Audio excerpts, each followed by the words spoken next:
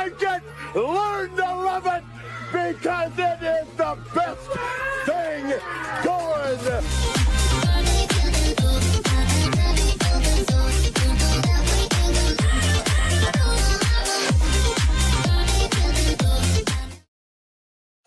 Welcome back to the Boundary Corner podcast, along with my partners, Brian Siegler, Jonathan Talley, and Shelton Moss. I am Curtis Wilson. As always, we are brought to you by Moments on the Maury. Looking for a weekend getaway, but still trying to make it to Blacksburg for the game? Moments on the Maury might be exactly what you are looking for. Owned by a proud Hokie and located just outside Lexington, Virginia, with a little over hour drive from Blacksburg. The place gives you fishing, kayaking, or just relaxing by or in the river with a nice, cold, refreshing beverage right out the back door. Check out the link in the comments. Click on the QR code. Also, don't be afraid to visit their Instagram page, Moments on the Maury. Gentlemen, it's been a couple weeks. It's been a few, man. Everybody was on vacation.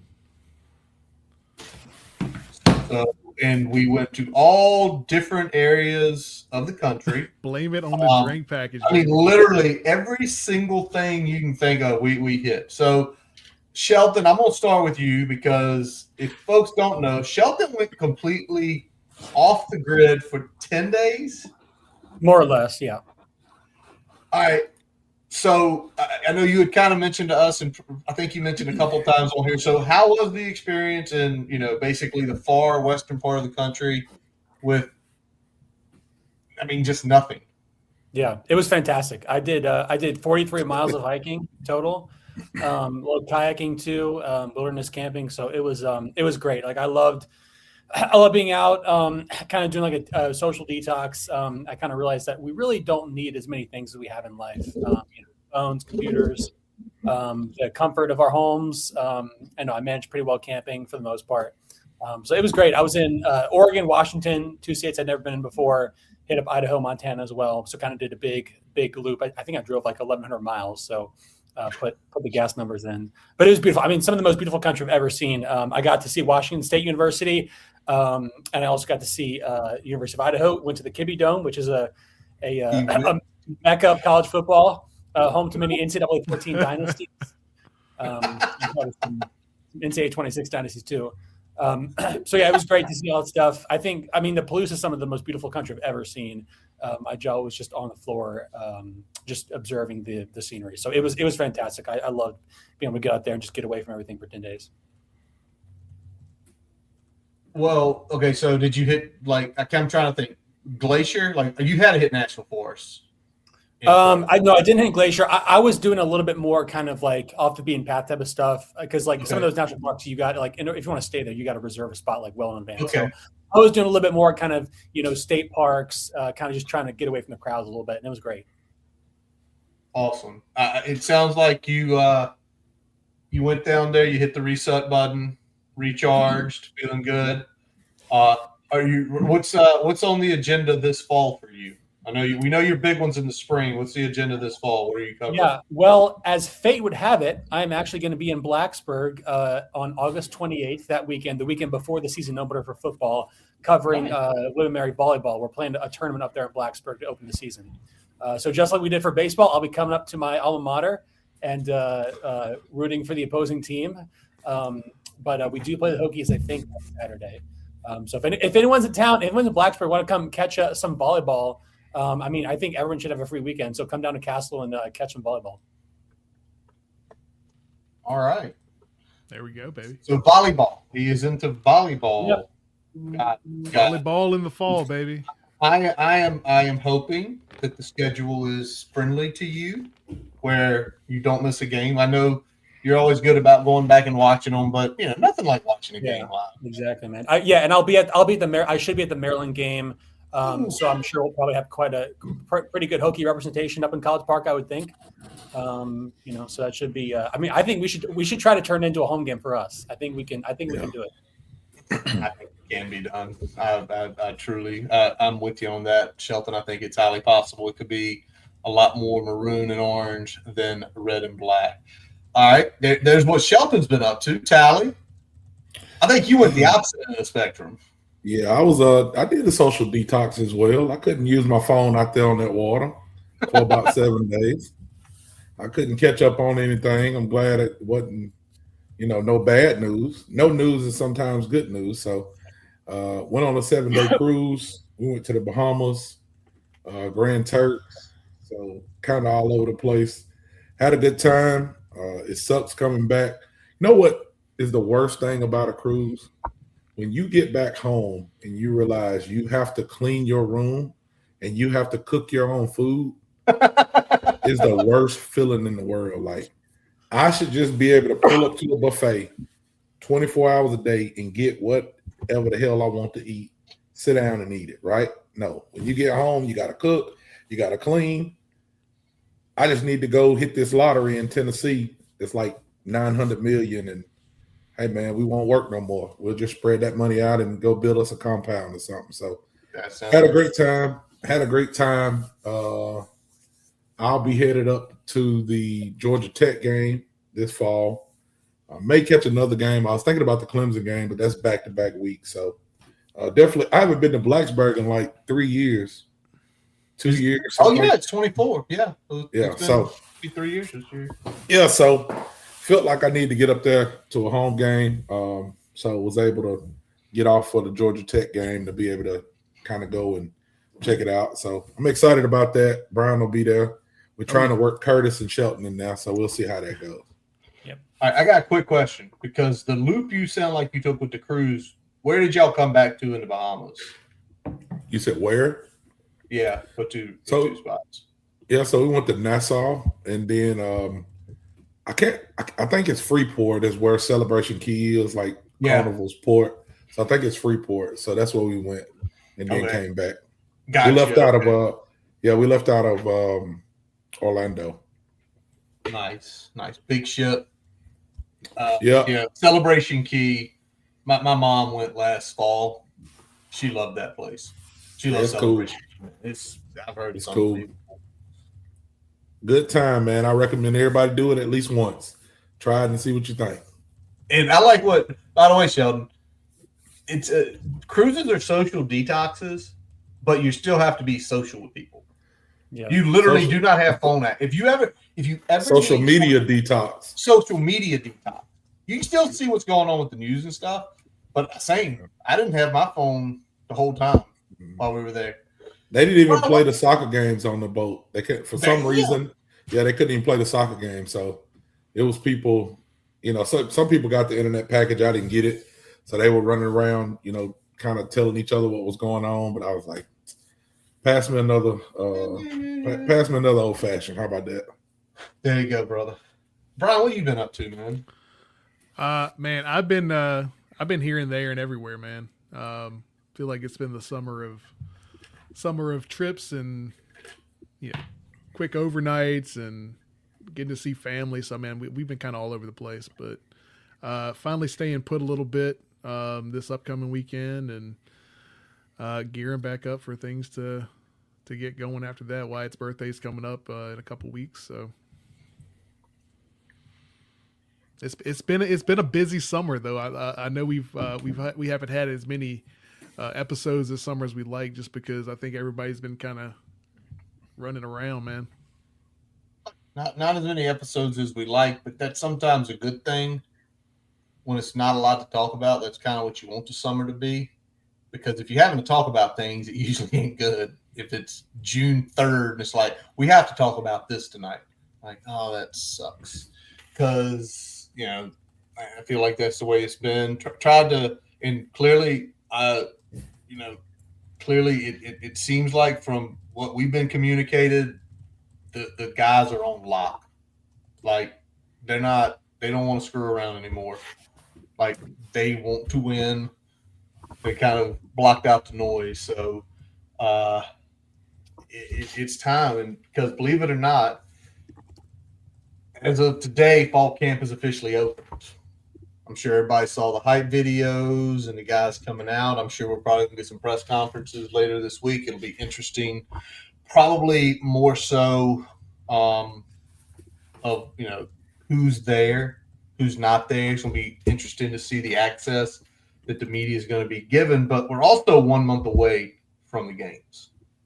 So, and let me ask y'all this. I didn't throw this to y'all, but, we know who's been banged up and things like that. Is there one person in particular you've got to hear, like you do not want to hear the first time we hear James Franklin speak talking about, he's still limited. He's working through some stuff, through all the analogies. Is there any one person that it would, I'm not going to say completely gut you, but just kind of maybe hurt you to say, damn, like he needed to be healthy now. Like he needed to be healthy. Starting quarterback. Yeah, but he's been okay. Yeah. I'm talking about the Oh, you talk about out of the people that's hurt. We know that has been hurt. Yeah. Oh, if he come up and say the starting quarterback hurts, I don't know what's gonna happen to a lot of us. Anybody? I don't know. Can I throw a name out there? Can I throw one? Yeah. Go ahead. I'll tell you who. Jaquez White. Because a lot of people are high as shit on this cornerback room. And last thing we heard from him, he's almost back.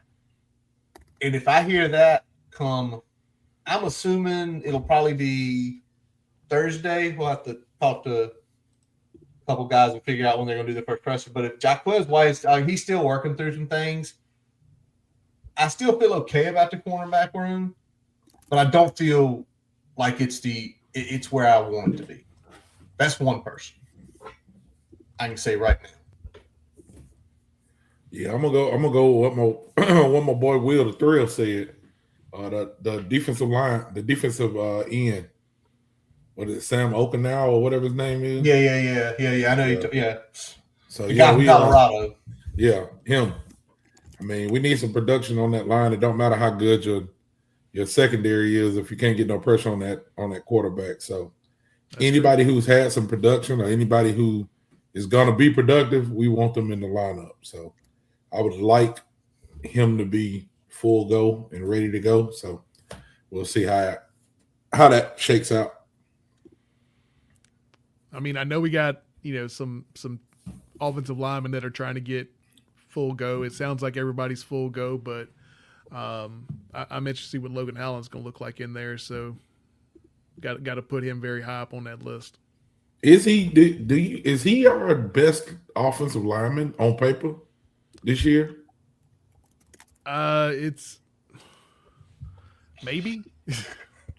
I mean, he has the most. He has the most experience, right?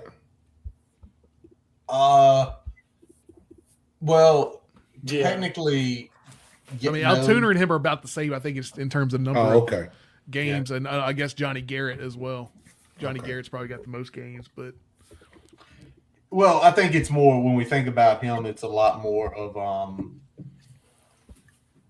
it's the you see he basically got Wally pipped last year. He was going to be the starter for Oklahoma. If it went 5 games and he didn't screw his shoulder up, and he basically the kid that came in just dominated him or just dominated that spot. So, So and at that point, it's going to sound crazy, but in this era, if there is a kid that comes in and steals your spot, you don't get your spot back anymore. Yeah, that's just the era we're in. It's true, especially if that guy is in a equal or lower class than you. Yep, and the kid was. Shelton, do you have anyone that you can think of injured spring or been working through things that like you just feel like I don't want to hear their name? God, if I hear their name, it's gonna hurt. I mean, not specific. I would just say like anyone on the O line, because I mean, we've got a bunch of new guys, a bunch of guys that didn't play much, last year, a bunch of young guys. I mean, I'm just looking through obviously we talk about Hallen, Bell, Terry, Troutman, just some unproven dudes. So I feel like, I mean, granted, every team in the country, 90% of teams in the country would say if you lose an O-lineman, it's going to be a big deal just because there's not depth. We just have a lot of unknowns there. So anyone blocking, I'd be very, very concerned about. Yeah, and that is the thing. I mean, you know it's going to happen. But like there's just certain spots you don't want to hear. And Sheldon, you're 100% right. I don't want to hear any offensive lineman injury, none, because it needs to get figured out pretty quick. And the way the schedule lays out this year, you have 2 weeks to figure it out if you still have camp battles going on. So I look forward to hearing that first presser. I look forward to analyzing it if I have time. But, time's not of the essence right now for me. I'm busy with doing a lot of things. All right, I want to hit this next. The Hokies were picked to finish 8th in the ACC media poll. Some people got upset. Some people said, bleep, screw this. These guys are idiots. How do you vote them this way? So I lay it to y'all. And I started with Tally last time, so I'm going to start with Brian this time. Is 8 too high, too low, just right? I don't have a super big problem with 8. I mean, I could, you could say 6 or 7, and I'd feel probably about the same way about it, just because I feel like outside of the top 3 or 4 in the ACC, there's not a lot of gap between that like 4 or 5 spot and like the 12 or 13 spot. So, there's not a big gap there between those teams.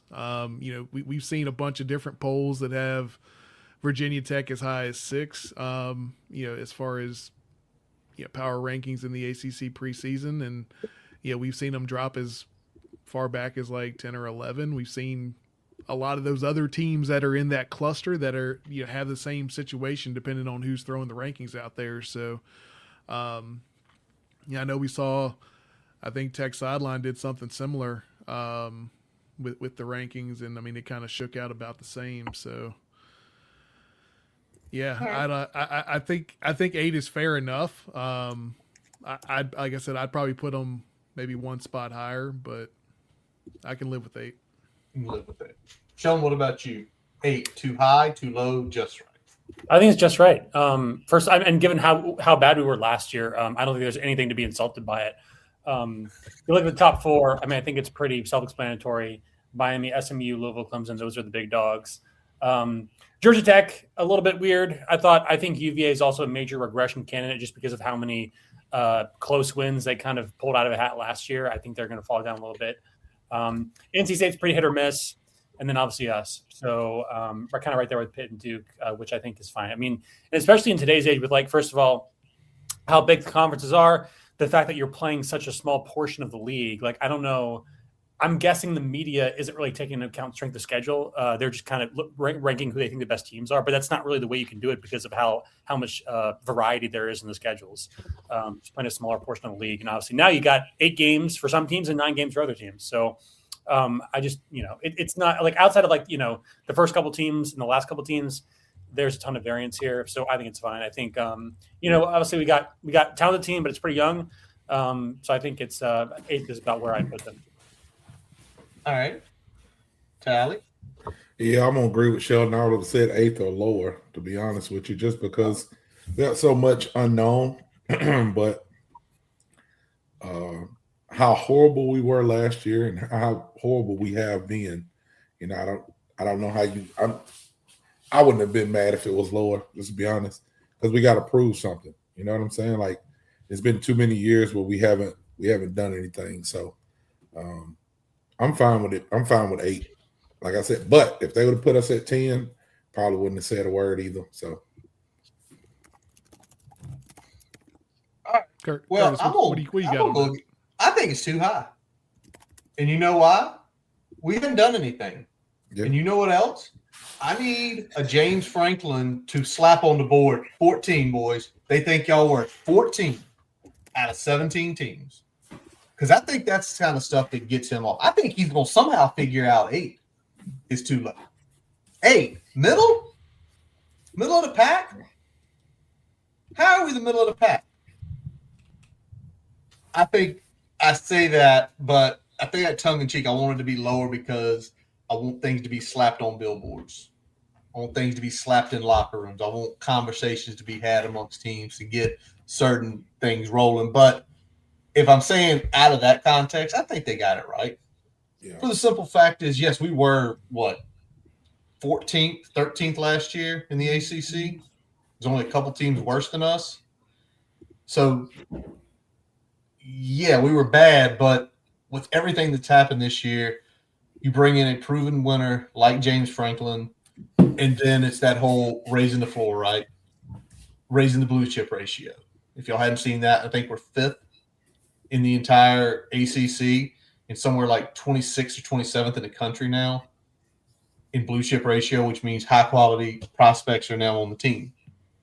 So, okay, yeah, that makes sense to go up 6 different spots, and I can live with that. I got to put this on here real quick because we missed it earlier. At least I missed it. Yes, Robbie, we know you have been at practice for a week now. Yep. Yeah, we Curtis hit Robbie up. He's like, "You practicing?" Yeah, he's like, "Yeah, we practiced for 3 days." 3 days. It's like it's not even August yet. What in the world? So get that practice in, man. The game's coming up before you know it. It is. It's not a lie. Well, high school season's starting earlier too. So yeah, earlier and earlier every single year. So yes, Robbie, we care what you're doing. We know we know you're working hard. Robbie don't ever stop working. Man goes to the field house every single day. All right. So another thing I wanted to hit up. Well, first of all, yeah, that's kind of real football we're going to talk tonight because we're going to go ahead and tease this. Usually we do one night, 9 guests, insane amount of guests. Well, we've occasionally missed people because things didn't work out. As y'all know, we all like to talk. It always goes over. So 54 hours. 54 hours. We start at 8:30. It's like Shelton's peacing out at like 11. Like, I'm going to bed. Y'all can keep talking. I'm going to bed. Okay. A couple years ago, if y'all remember, one of our good friends and definitely Hokie podcast, then I'm not sure if he's been doing it lately. I remember the night Don V is like 10:15 and Don was just like, I gotta go to work tomorrow. Like, yeah. So we're changing things up for the panel preview. So starting next week, in 3 concurrent weeks, we're bringing individuals in just to talk about certain aspects of the Hokies. Obviously, a lot of these guys, next week we're going to have Pete B from 2 Deep, and we're going to have Dan from the Tales from a Pterodon on. 2 weeks from now, from Hokie Hangover, Mike McD. And from Tech Sideline, David Cunna. D. Cunna will be in the house with us from Tech Sideline. And then the last week of the 3 panels, we're going to have Grayson Winbush, huge Hokie, our West Coast Hokie out there. And as always, someone we love having on. We talked with Dwight Vick is going to be joining us as well that week. So 3 weeks of panel. Shelton was super excited. When we said we wanted to do this, Shelton was immediately like, yes. Let's do this. This is much better. He's like, no 2.5 hour marathon. No marathon. Like, even if we go 90 minutes, I get to bed by 11 o'clock. So we're going to start that next week, either Tuesday or Wednesday night. That's something that also I wanted to say for the fall. Tuesday or Wednesday nights. Occasionally maybe a Monday, just because we all work. We all have lives outside of here. Sometimes things take precedent, but Tuesday or Wednesday nights we will be with y'all. Yeah, most likely Tuesday, but could be a Wednesday. Just like tonight, it's a Wednesday. Tonight's a Wednesday. Or someone pings on Sunday after the game. My kid's got a baseball game at 7:30 on Wednesday or Tuesday night. I'm not making it. All right, cool. We'll go Wednesday night then. Or Shelton, I've got volleyball on Tuesday night. We're gonna go Wednesday. So, got to be flexible, baby. We are flexible. We're a flexible podcast. And remember, you can always listen to us on your favorite podcast source or YouTube. You don't have to stream us live. We love you streaming live because we love getting it here. Like Robbie's, he got 2 scrimmages. Got a game on my birthday. Come on, Happy man. birthday to me, Robbie. All right, let's get into some other stuff, some more, some fun stuff, some college football related stuff, some Hokie related stuff. So, I don't know if y'all had the opportunity to catch the Brian White interview with Bill Roth. I did. Good interview, good questions. But the one thing that he said that seems to caught everybody's ears was he said it is going to be in the plans for the Hokies to host more concerts at Lane. Obviously, the success of the Metallica concert, I think a lot of people question, can they pull something off with 66,000 people for a concert, not a football game? Football games on a weekend, things are more available. Clearly, Brian, you went down. Shelton, did you go? I can't remember. I'm old. You didn't go. I was Other down people. there. You were down. I know you were down. They pulled it off. It wasn't a clusterfuck. So they proved they could do it, right? Which is awesome. And they retrofitted the stadium to get the big equipment in there. So they can handle pretty much anybody that's doing stadium tours at this point. They can handle what they need to bring in the gate. So, all right. So with all that being said and all that hullabalub, I want to ask y'all this question. We're going to start with this first. Give me one personal. If they could get them to come to Lane, who would you want to come to Lane Stadium for a concert? This is personal. This ain't business. This is, I want them there because I like them, because I drive to Blacksburg and I'd see them in concert there. Who's going to lead off? Tally, I'll let Drake. you go first. Drake. Drake. Okay. All right. Brian? Yep. Oh, man. Oh, Sheldon's like, Sheldon's like, Brian, you go. All right. Man, personally, it would be really cool to see like a Sturgill Simpson, Tyler Childers combo in there. Bonus if you can get the full Kentucky connection with Chris Stapleton, like just do a little Kentucky menage a trois there. I'll go watch Chris Stapleton now. I like that dude. all right, so Sturgill. God, I'm just. This is how long Hey! Don't tease me, Will. Shelton. Yeah, honestly, man, I'm not too much of like an individual musician type, but I'd say nobody's gonna know who this is. But two friends, they're an EDM duo. I like EDM music, so I think it'd be pretty cool to hear that in the acoustics of Lane Stadium. So I'll just go with them. All right, back on me. One personal one. Because I got the two commercial, Brian. Like the personal one was always going to be tougher for me. I got the list of the genre of music of mine from. Just go look at my Amazon list. You'll think I'm a twisted person overall. But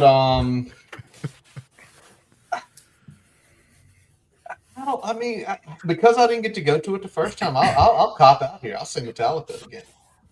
Yeah. All right. Because I didn't get to go to it the first time. Well, that's gonna happen, Curtis. You're gonna get that wish. Yeah, but Metallica's probably gonna be back again. Definitely again. So like, just because of the whole thing, and then seeing how the first time it was. But now, I need you to put your brains together and start thinking. All right, we in Blacksburg, Virginia. We know where we are. We know our fan base. Which two ones you know are gonna make the money? Give me two artists or concepts or something like that you say, just put that person in there. It's going to be 66,000. Yes, I did steal the Metallica one because we know that will get 66,000. To me, it's kind of twofold because two things got to happen. It's got to be someone that is willing to play Lane for whatever reason, and it's got to be someone that at least has some degree of following in Virginia in general and Southwest Virginia specifically. Now with that kind of primer put on there, the top one for me was something that we kind of got a little bit when Something in the Water got canceled a few years back. Give me Pharrell and Friends featuring the Clips. That's what I want to see. I think that would be a big draw. I think that would do some numbers. I think it would be good. Kind of a mix up genre wise from some of the other things that we've seen thrown out there a lot. but it would still kind of, give you some of that Tidewater flavor. I think it'd be big. Give me a second one. Second one. I'll go Foo Fighters on this one. Okay. Give me Foo Fighters. Foo Fighters. All right. Shelton. Again, this is commercial success. You're trying to rake $8.6 million in one night. So yeah. I mean, I guess Morgan Wallen would kind of be like the default. Of course. Yeah. That would be never heard a song by him, but I know that stadium will be sold out.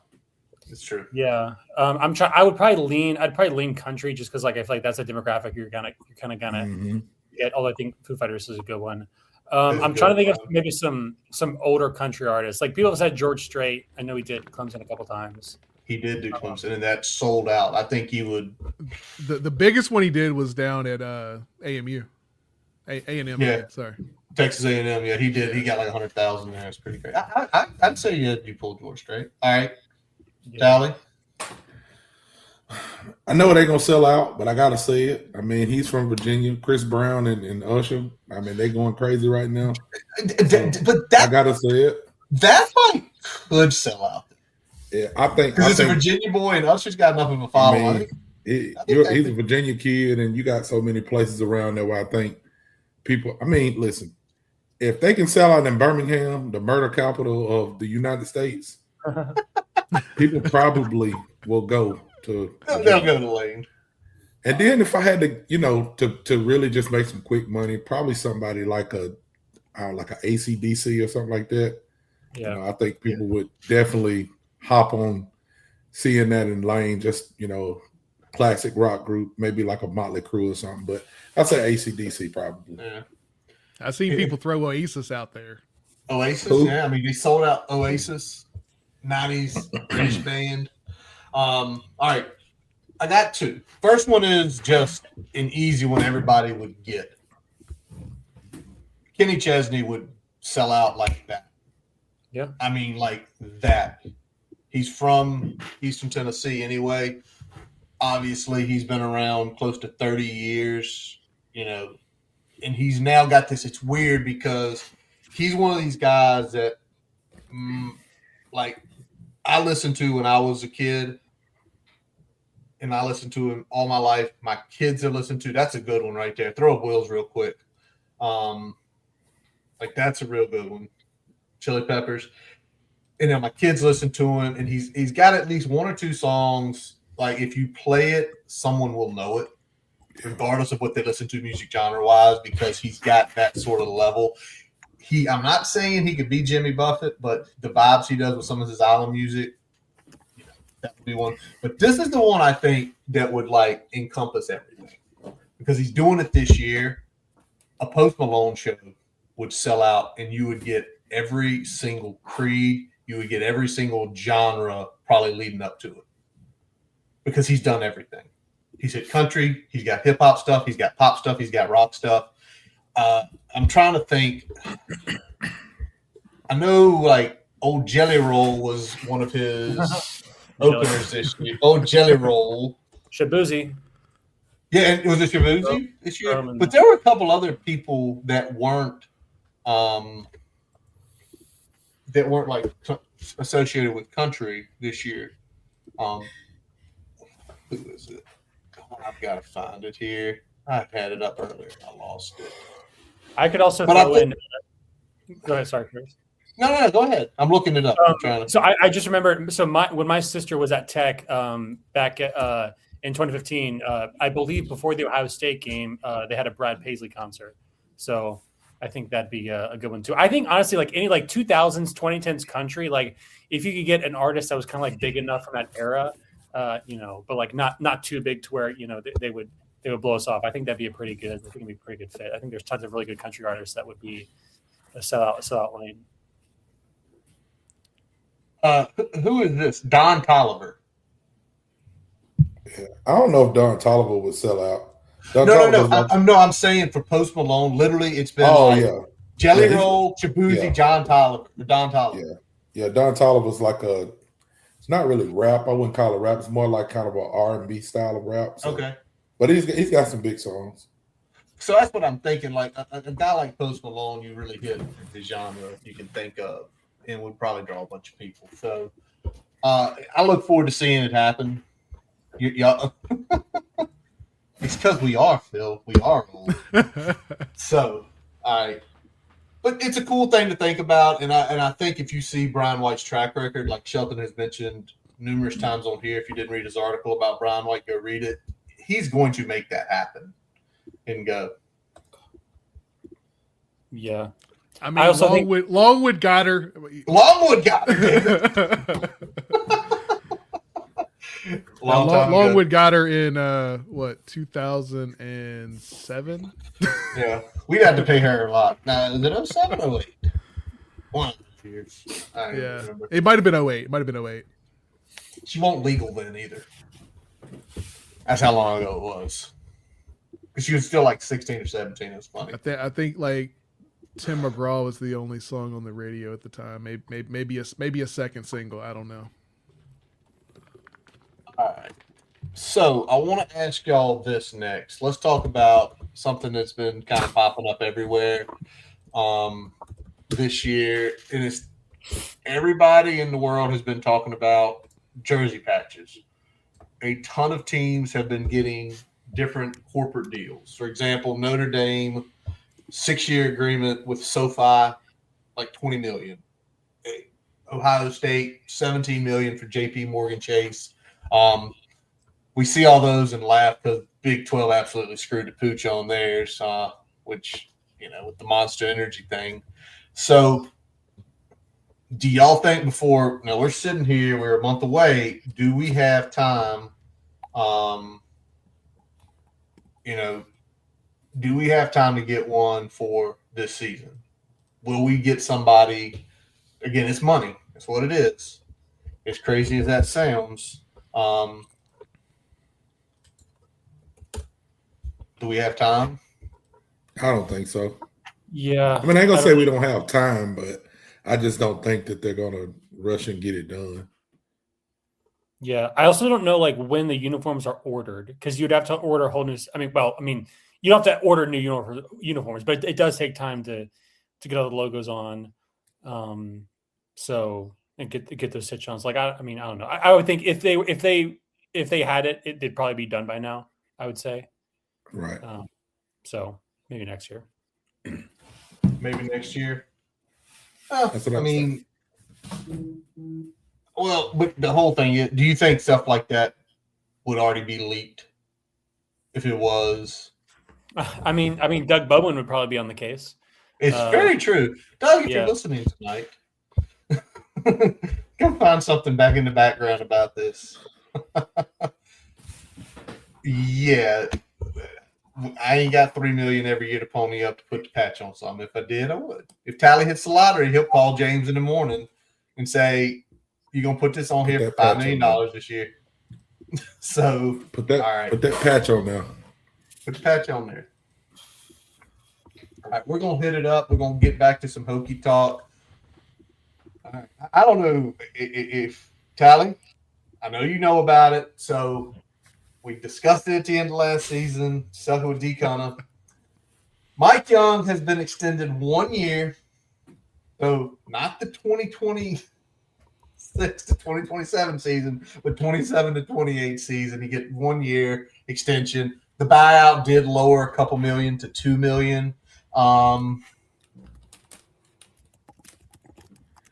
just think, I'm not going to complain, because I think that that's the direction that the athletic department has to go because they're putting so much into football right now and all of the aura that is surrounding football that they don't want to shake anything up with basketball because Mike Young is a likable guy. He wants to be there. I don't think he's a bad coach. I just think he's outdated. I think it's just, how long can you coach and still be effective, without changing a system? So I think that they don't want to make that change yet. They don't want to cause any ruffles in basketball. They want to try to see if they can make the football thing work, and if they are able to get some funds that will pass over to basketball, will it help him? They want, because I'm sure he's lobbying for his job, saying, I mean, I'm underfunded. Football was underfunded, and that's why they couldn't win. So y'all got them some help. So, depending on what football does, if it, trickles down into basketball, give me a little bit of help here, and I can make some things work. So I guess that's probably what my thinking is why they're doing that. But I'm not a fan. I'll just say that without going too deep into it. I mean, I'm right there with you as far as I think we saw this kind of coming as soon as he wasn't fired. You can't really have a lame duck head coach heading into the season. So I felt like this was kind of inevitable. And to tally your point, I mean, with the investment going primarily into football, I feel like it's going to be a couple years before basketball starts reaping some of those benefits downstream. And so you don't want to get in a situation where you're firing a head coach and now you got to, go into the bargain basement to get the next guy. When, Mike Young's already doing it probably for less than the average coach is anyway. And that his floor is still pretty high, even if his ceiling isn't where we want to be.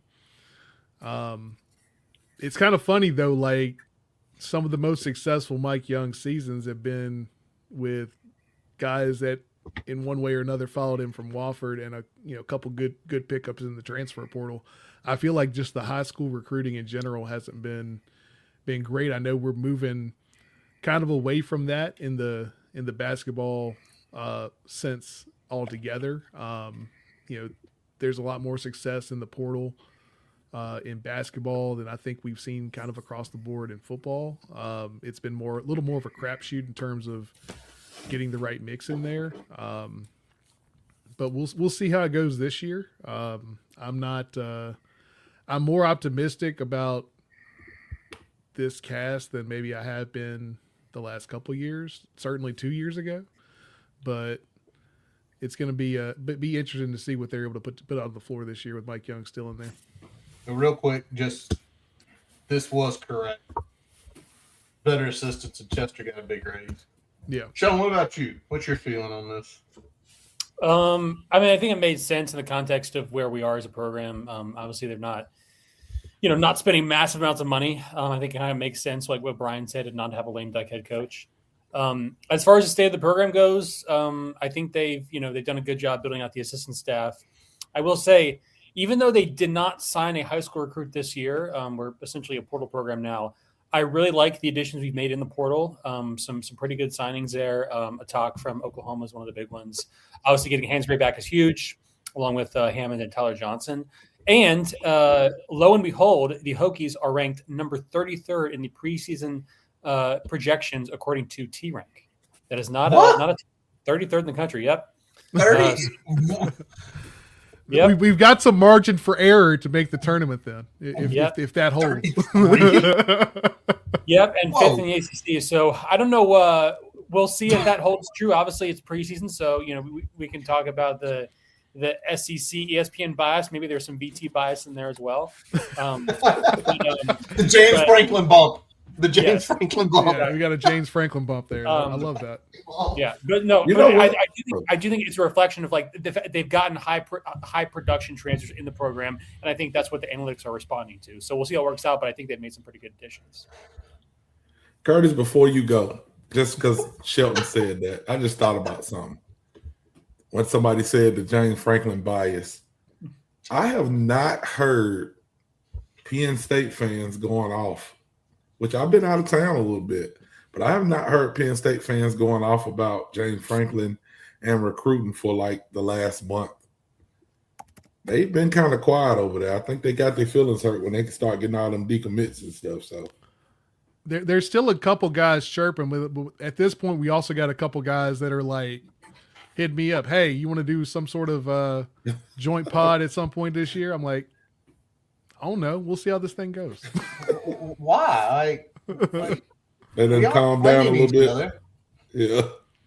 I mean, there's still going to be chirpers. I mean, and whenever we get that first loss, there's going to be a whole lot of chirping. It's going to come. Just wait till the big game. My brother, we just trying to win the little games right now. We just trying to beat Maryland on the road and trying to beat win those other games in the ACC. We trying to be supposed to win. We trying to beat ODU, man. Like, what are you talking about? Y'all don't know where we've been. Y'all don't know where we've been. That's the whole thing. We're okay with taking just a small step this year. We don't need to. We don't have to jump to 10 wins to be satisfied this year. We can take a nice little step forward and be okay with that. Well, we've been in hell. We've been in purgatory. Tally said this a couple times. I'll get back to the Mike Young thing, but to that point, we've been lost in the desert for the better part of 10 years. Like, just lost. Like, we've been twirling this mountain. Oh, he sucks. Like, motherfucker, we win 9 or 10 games. We win 8 games. We're gonna be like, we'll burn the city down. It's like, we know how to act. It's like coming out to it. It's gonna be like Shelton coming out 8 wins after 10 days. We haven't seen this. Since what is going on here? What is 2019, man? And even then, like the way that season started in 2019, we were fucking in the gutter. Lucky to get to 8. Oh my god.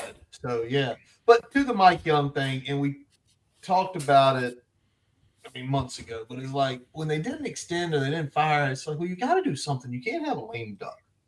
Like, you can't have a lame duck. Could you do a coach in waiting? Sure. But you know what? That's the only way you can do a lame duck is if you have a coach in waiting. Coach in waiting. But the other thing was maybe it was that whole, well, how much can we pay? What can we do to extend? Let's go to the lowest common denominator at the end there and say, okay, here's your extension. You're going to lower your buyout $2 million. So if you do suck this year, it's going to be easy to fire you. But on the other hand, if he comes up and as Phil, I don't know where it is, but our buddy Phil put on here, chicken shit, chicken salad, chicken shit. Yeah. He's done it before. He almost did it last year.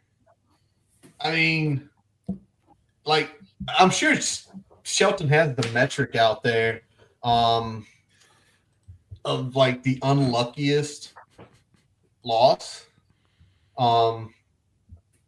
Well, that's true too. Well, they were gonna let you do it, Phil. They were gonna let us sit in here and do the committee on it. But like, we had to be the unluckiest team last year in the country. Find that metric, Shelton. I know you've got luck metrics out there. We had to be the unluckiest basketball team in the country. Were we unlucky or were we bad in the last 3 minutes? SMU hit a half probably a combination. SMU hit a half court shot. If they win that game, they probably get in. Yeah, it's true. That's horrible. Luck. That's luck. That's dumb freaking luck. All right. Shelton's looking it up here. I am looking Yes, I agree, Chris. We're trying not to suck anymore. Because the honest truth is, 3 of the gentlemen on here, we started in 95 where it wasn't sucked for 20 years. We were babies in middle school, man. And we went to having – the funny part is we sit here and we kind of laugh about this, but legitimately, right? We went through our teens, our college years, getting married, having kids. Our college football team didn't suck. Yeah. It didn't suck. We were – look at me. It's the truth, man. Ain't it? Well, and I mean – from the time we were like 13 or 14 to the time we hit our mid-30s, our football team did not suck. And now our kids are asking, like, were Why? they ever good? What's going on? Why they keep losing? Why you root for that team? Out of all the teams, why you root for that one? I don't fucking come sit down, son. Let me tell you a story. I'm sure Tally has a harder time explaining it than we do. 100%. I'm tired of explaining it. Tally was like 10 on the board, be like, see? That's what I'm used to. He's like, born and raised in Alabama, Virginia Tech fan. I'm doing this for me. I'm doing it for you. It's all for you, Tally. Yeah. All right, let's hit this up real quick before we kind of get into our last topic. It's going to definitely take a couple minutes. But if y'all did not notice, I'm going to pull it up here. Oh, man. Hold on. If y'all didn't notice a couple weeks ago, ESPN, basically they did FPI and they released their wonderful strength of schedule. And, well, on the strength of schedule list, top 10 were Arkansas, Oklahoma, Texas, Ole Miss, Mississippi State, Florida, Ohio State, and Texas A&M, and South Carolina. That's a lot of SEC. That's a lot. That's half the SEC right there. SEC. And we were sitting here, and it's like, well, wait a second. First of all, I want to let Brian get on this first. Hey, Brian. Hey. How do they know who's going to be good? Like, how are they doing rankings? They fucking don't. They don't know shit. But what the problem I had with some of this is that, you know, I think someone made the point was like, why is the SEC, you know, why is so many SEC in there? Because they play the toughest schedule. How do you know they play the toughest schedule? Because they have the best players. And just because you have the best players and the most draft picks, like those are the two metrics that people keep throwing out there. And at the end of the day, Indiana won the championship. Miami played for the national championship. Miami played for the national championship. I mean, and that's not to say that they don't have NFL caliber players and they don't have good recruiting classes, but at the same time, like, you've got to still, what happens on the field has to matter more than what's happening on paper. And I get that all, you know, at the start of the year, all you have is paper, but I think a lot of times things like this are good for selling ads and good for selling hype, but they don't really mean anything. And the problem that I have is that it also, in a lot of ways, colors their perception of things that end up mattering later because of how all this hype is generated at the start of the year. I mean, even we saw it with, I mean, to get out of the SEC, I mean, we saw some of that with you know, Florida State at the beginning of the year. I mean, a lot of people, you know, gave them gas after the Alabama win, and then, you know, by the end of September, they were out of the top 25, and they had an awful year. They were not a good team. Nope. And, you know, you still ended up getting Alabama in the playoff, regardless of that bad FSU loss. And it's just, there's a lot of downstream things that happen because of some of these preseason shenanigans that I'm not a big fan of. Yeah, Brian's always hated preseason rankings. Brian had a good one there talking about the players. This is the one I got. It's Cougar Stats. This guy blew up. Who has the strongest strength schedule? Well, the SEC. Why? Because they play a bunch of SEC teams. How good are the SEC teams? Really good, because they play a bunch of SEC teams. How do you know if the SEC teams are better than teams from another conference? They're better because they play more SEC teams than any other conference. That's literally what they're doing. Like, literally, it's like you're making up numbers. You're literally making up numbers. And Brian still stands on his stump and says if he ever becomes a commissioner of college football, we will not get a ranking until we are 4 to 5 games in season. Because I beat the number 2 team in the country. They're 1-3. I don't think they're the number 2 team in the country anymore, brother. Look, and I mean, ESPN is like I said, ESPN is selling ads and they're selling hype for the season. Well, they're selling what they have the most money in. Absolutely, but also, but in general, they're selling hype, but they are selling hype that they have the most investment in.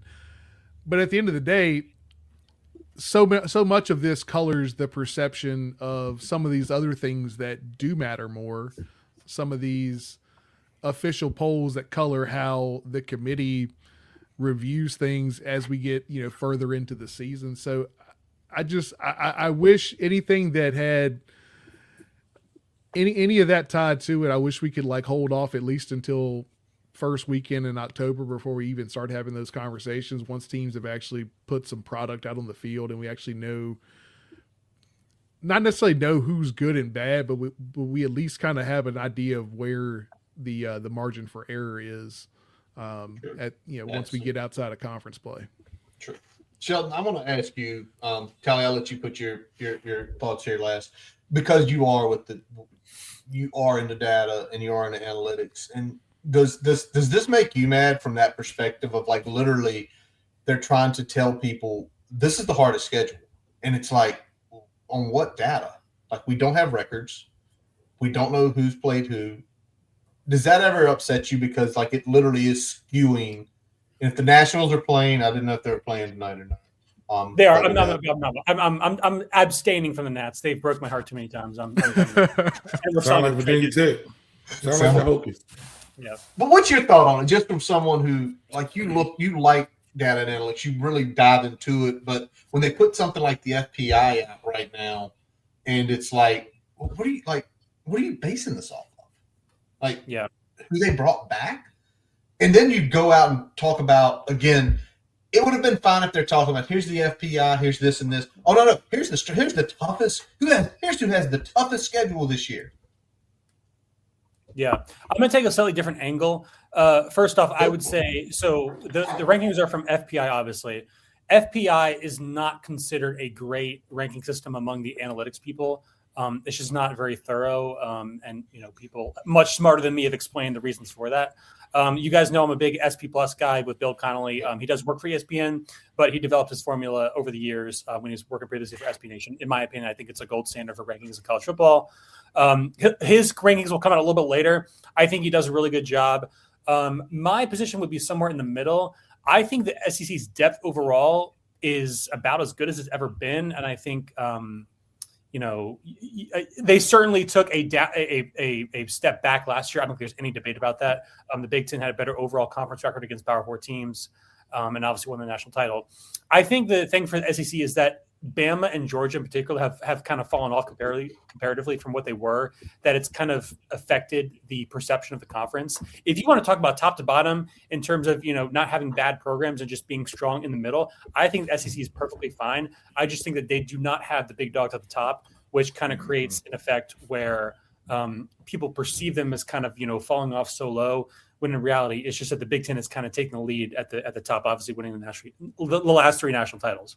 So all of that to say, I do agree the rankings are a little bit suspect. I'm not a fan of FPI.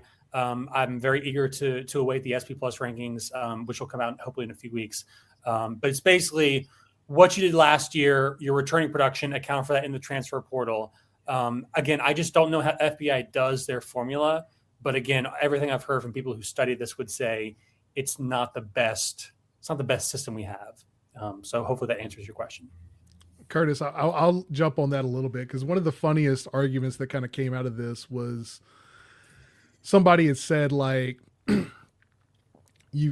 old argument used to be the reason the SEC dominates in the early 14 playoff and in the former BCS was that they play such a monster schedule, and so that they're battle hardened and ready to play in that type of format. And now the argument is that, well, they're tired and worn out from playing the SEC schedule, that they don't play well in the college football playoff. It's like, you can't have it both ways. You can't be battle tested, and now all of a sudden that the format's shifted just a little bit. Now you're just worn out from playing this arduous schedule that doesn't have you ready to play these teams in the ACC and the Big Ten. Yeah, but I think the portal's definitely going to be an equalizer. For sure. Yeah, always. It's going to be. And NIL. I mean, with NIL, you don't have the guy that's the third string defensive tackle on Alabama just sitting back and waiting for their turn anymore. They're like, okay, well, I can get paid and I can play right now over here.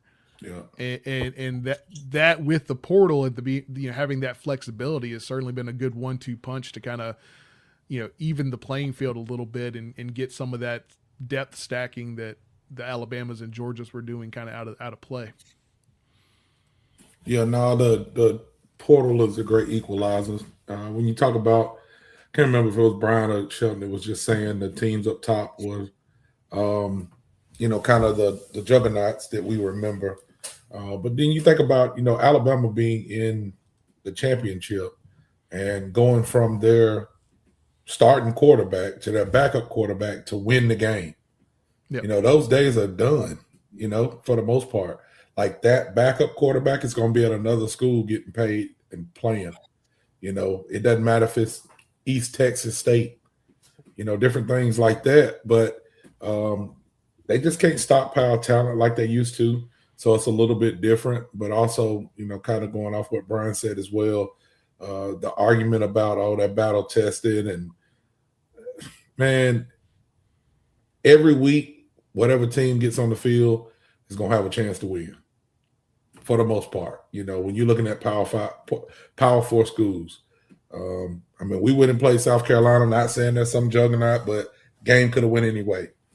SEC is supposed to be so great. You know, they're supposed to dominate everybody. It's just different now. But the people who do the rankings, they're going to put those teams at the top just because that's where the money is. Until people keep kicking them in the teeth. Go listen to Kurt Signetti, what he had to say about it. He didn't hold back. I mean, Signetti don't care about that. So that's just how you got to be, man. That's how teams have to be. That's how coaches have to be. But he can walk that. He can talk that talk and walk that walk because he's in the Big Ten, which is, you know, a lot of people consider the best conference now. His team won the national championship last year, so he can talk that. But with a coach like James Franklin, he'll do the same thing. I ain't saying he's going to go win the championship. I'm just saying he'll go and compete against those teams because he can have the horses to run with them. So, hopefully we'll see, you know, a uptick in our performance, so we can have some of those sound bites that Signetti put out. I'd like to see James get out and have some of those talks. I'm also looking at Phil and Chris go back and forth. Chris going back and forth, yeah. Going back and forth in this chat, man. That's coming, y'all. See, y'all joined late today. We're gonna be talking about that the next 3 weeks, a little bit of everything in the next 3 weeks with panels. All right, let's close it up tonight. And I know this isn't, well, to some people it may be fun to talk about, to others it might not be. To me, it's interesting because of what's going on with just college sports in general. That's what I'm saying, Robbie. That's what I'm saying. Yeah, exactly. Don't kid yourself. They beat Virginia Tech. Why not? They can beat Alabama too. Yep. All right, so I want to get into the Protect, Save College Sports Act that's been going through. If you haven't been paying attention, which again, I get some people try to stay away from anything to deal with politics, anything to deal with coming out of D.C. That's fine. But this is important for what's going on in potential future of college sports. And Sheldon, I'm going to just give you the floor. Shelton has been really deep into this. He's been looking over the bill. He's been reading articles. For us, thankfully, thank you, Sheldon. Sheldon basically gave me, Tally, and Brian like a 2-page synopsis on what's going on with this bill. So it kind of helps us figure out what's going on. So, Sheldon, I'm going to give you the floor kind of. Let's start with where we are time frame wise, because I know personally reading, they thought this had no chance to get passed before the Senate session closed. It looks like that's not the case right now. Yeah. So it looked like it, from what I was reading from Ross Dellinger, it looked like the bill had made some modifications, and then it got past cloture, which is basically the procedure used to, in the debate and actually force it through towards the next stage of the process. So I don't know exactly what the full process is, but it's definitely making its way through Congress. All right. So what was the big change? Because basically, the SEC and the Big Ten, like a month ago, were basically saying they were out. They were not going to support the bill. But what do you think? What do you think changed the most in what happened? Because obviously something happened last week where they're for it now. Yeah. So the big change really was that to get the Big Ten and the SEC on board, there was a big increase of the salary cap. There's some caveats to that, but obviously you got the base cap of $21 million from revenue share, which schools share directly with the players. Add in a $22.5 million retention pool, which is to retain your own players, kind of like bird rights in the NBA, and then another $5 million for women's and non-revenue sports. So obviously, the Big Ten and the SEC want a bigger cap because they can afford to pay for it. Which is the main reason why they decided to support the bill. Obviously, you couldn't really do anything about that just because the Big Ten, the SEC, they have a lot of representation in Congress, the states that they're in. So they are kind of running the show here. Obviously, if you raise the cap to $1 trillion, then nobody's ever going to, get in trouble. So, but that's what they want. They want more money because they can afford it. All right. So if I could kind of give, I sort of broke this into 4 parts, 4 different groups that this bill will impact and kind of, divvy them up one by one. So first off, for student athletes, The big thing for them is the NCAA would now have the ability to enforce transfer and eligibility rules. So you get one free transfer. Second time, if you want to transfer, you have to sit out a year. There's some exceptions to that, like coaching change, or if there's some issue of harassment or a sport gets cut, things like that. Pro athletes are barred from returning to college. There's also a national agent registry with commissions capped at 5%. So agents can no longer extort high agent fees from the players, which I think we would all agree is a good thing. Then there's some other very important player protections, which I think are very important. Obviously, it says that they do not want any schools pressuring students into certain majors or barring them from internships, seeking opportunities outside of their sport. Cannot revoke scholarships for athletic reasons, which is technically on the books, but there's some murky area in there. And then also guaranteed medical coverage 5 years post eligibility. All that stuff is good. I could go on a long rant about how the NCAA has kind of I would say taken advantage of athletes in some of those areas, but that's a story for another day. I think it's a good thing that those protections are in there to protect the student athlete experience. And then for coaches, the big thing that which Curtis I mentioned before the show, the Lane Kiffin rule. This is a prohibition on coaches leaving before their team season ends. Obviously, Kiffin decided to depart for LSU in the middle of the year last year. Ole Miss rather gave him the boot, created a big controversy. I think this will definitely have an impact on bowl season, just because of how many coaching changes there normally are during that time frame. So I'll be very interested to see how that all plays out. But that's the big one for coaches. Now for programs, I just mentioned the increase in the revenue sharing cap. Again, there's a big retention pool, so it's incentivizing schools to retain their own players, which is good. And then NIL deals from school affiliated sponsors.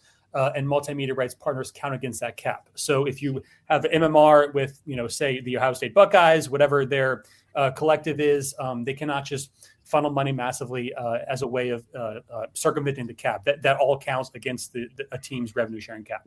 And then the last agency being affected here is the conferences. So a couple of things for conferences. There is a limited antitrust exemption allowing schools to pull media rights if 75% of the FBS schools agree. Now, I should note that number is very specific. There are 136 teams in the FBS. 75% of them is 102, and 102 is exactly the number of schools that are not in the Big Ten and the SEC. So it just works out perfectly that theoretically the school could outvote them to have revenue sharing for TV deals, but we will see if that comes to pass.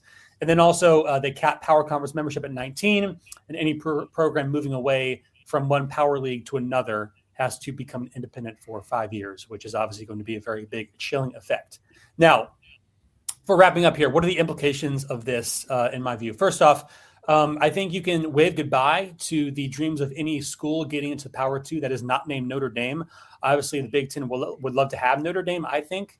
And they would be the number one target immediately. But schools like FSU, Clemson, I think they're very much out of luck just with the cap being the way it is. It is very financially punitive to go independent for 5 years. You lose all that TV money. I don't know any school that would want to do that. It's kind of crazy that they put this in that put that in this bill. But again, that's a big favor for the SEC and the Big Ten because they just do not have to worry about that. And then also the other thing too is traditionally whenever schools have violated the rules or a player or coach gets charged with violating the rules, the NCAA might do a little slap on the wrist, or maybe just kind of look the other way. But now I think what changes the dynamic here with this bill is that now if you're breaking the rules, that is you are violating federal law. That doesn't mean you're going to jail, but the NCAA now has the full force of the federal government to enforce their rules. So really, we're not going to see a ton of that, at least theoretically. I'm sure schools can probably find some way to finagle around their cap, but it's going to be a much more stringent enforcement process. A couple of concerns, most notably, this bill does not address the issue of employment. Some people have said that student athletes, at least in football, certainly some football players will be employees within the coming years, which I think is kind of an inevitability. That bill does not address this at all, which was a big concern for Democrats in the House. There's also the issue, some legal people that I read on Twitter brought this up, the private non-delegation doctrine. What that is basically is that it says that Congress is not allowed to delegate legislative oversight to private entities because they theoretically would not be held accountable if they have the backing of the federal government to enforce their rules. So there's some murky legal area in that, but I would say we still don't know exactly how athletic departments are going to be interpreting these rules, imposing sanctions, who's holding them accountable, who's providing due process, who's providing review. That stuff is all to be determined. And there's also some questions with regard to enforcement and state law preemptions. So all of that to say, it is definitely a big, big bill. I think it does kind of split the difference between, balancing the rights of student athletes with the obligations of schools to want to maintain enforcement, have kind of some semblance of order. Regarding the question about red shirts, I think that was from Chris Lester. Red shirts are done. It's just 5 for 5 straight up. You have 5 years to play. A couple exemptions for that, like pregnancy and joining the military or going on a mission, religious mission. But that's it. 5 for 5, and you're done. I've got obviously some thoughts about this that may not be entirely popular, but I just wanted to kind of lay it out there and kind of put my journalist hat on for everyone to kind of absorb. This is a big, big bill, and it sounds like from what I'm hearing, it's making its way through Congress, and there's some pretty optimistic feeling that this could get passed pretty soon. I think the one question Phil put up top here, and I'll kind of rephrase it a little bit, but are they going to give the NCAA, or are they just going to basically become an arm of the federal government around college athletics? Yeah, I think that's the concern I brought up with the non-delegation doctrine, because apparently there was a similar issue with horse racing where the federal government was giving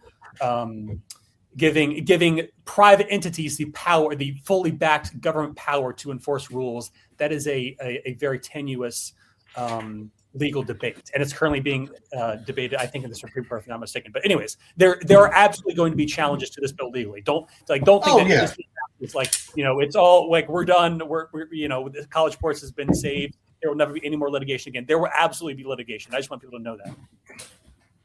The only benefit of this litigation is that you'll at least you're just going to be working your way through federal court instead of having state. 20 or 30 different lawsuits in 15 or 20 different states that have their own interpretations. They have their own biases depending on, what they're working with. Tech. Just say Texas Tech. Yeah, just say Texas Tech. Say Texas Tech. Yeah. So, I mean, you're still going to obviously, there's still going to be bias in the process. There's always some degree of bias in the judicial system, unfortunately, but you're at least working through just the federal courts if this is what goes through. To Shelton's point, I think the biggest thing that wasn't addressed is, number one, how you're going to handle any of the student employee issues, and number two, not really having any sort of student athlete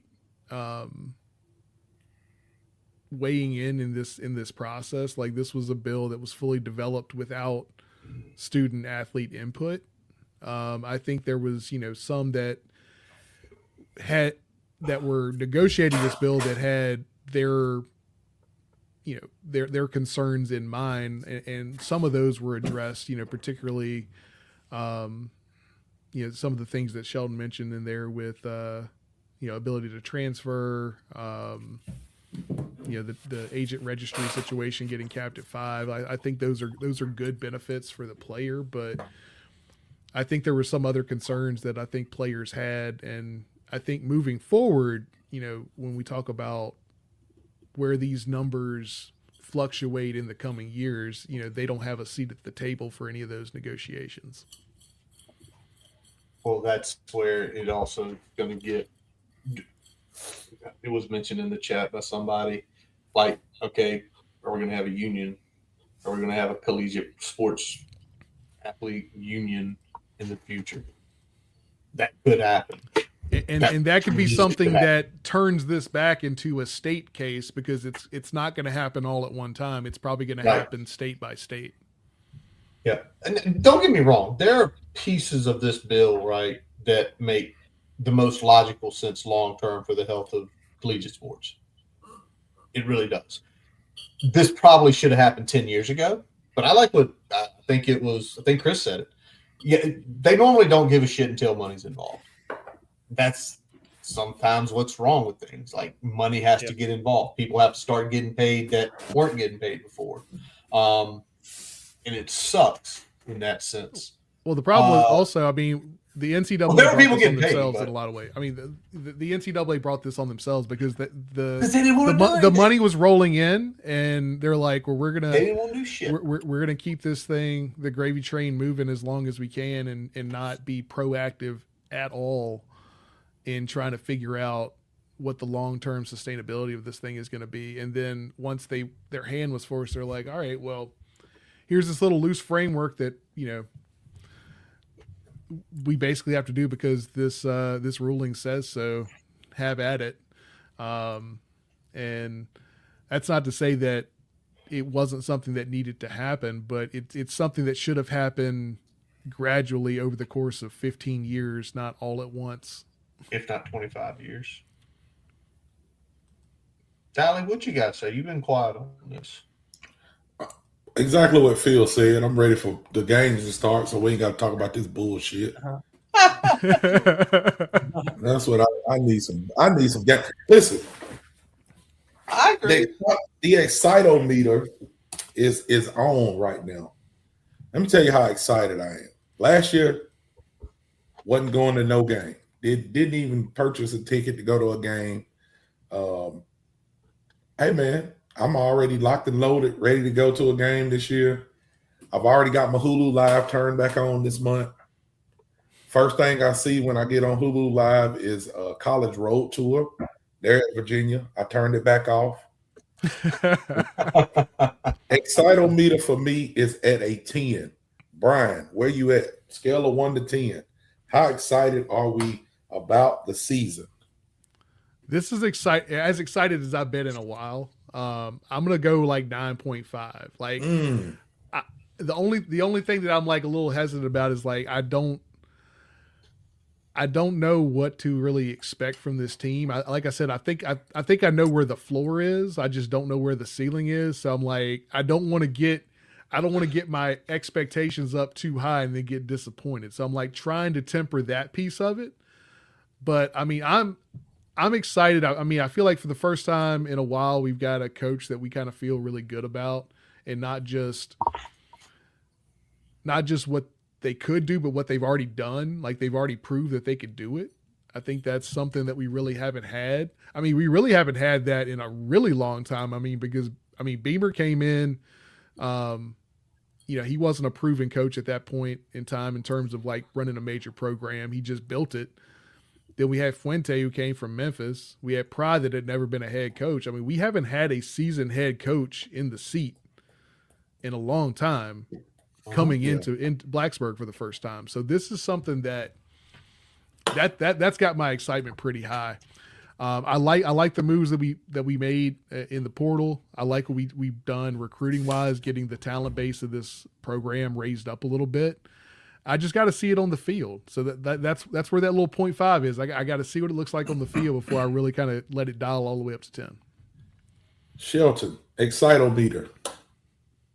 Honestly, man, I'd say 8. I'd say 8. I think Pretty good spot. for me, I think it's more so just the fact that like we're watching a team that has potential and we feel like we're kind of on the ascent rather than on the descent. Whereas, you know, the past 5 years, we felt like we just had no direction. And I think it's gonna be fun to watch a team that's, you know, really talented, but also pretty young, kind of go through some growing pains together and develop as a team. Obviously pretty easy schedule early on. And hopefully they can kind of build confidence throughout the season. But I just think it's finally fun to where I feel like we're finally building to something. Whereas I felt like in the past, we're just aimlessly kind of walking around, crossing our fingers and hoping that, you know, things will turn out the way we want them to. But we have direction now. And I feel like we've been a very directionless program for the past 5-10 years. No, that's a great way to put it. That's why I said 10 for me, just because of when I say excitement, it's not that, I just think we're going to go out and win 10 games. I think we're going to be so good. It's just the direction of the program is an upward trajectory for me. Chat, tell us what y'all think. Excitometer, where are you for the season? Where are you for Virginia Tech athletics, specifically football?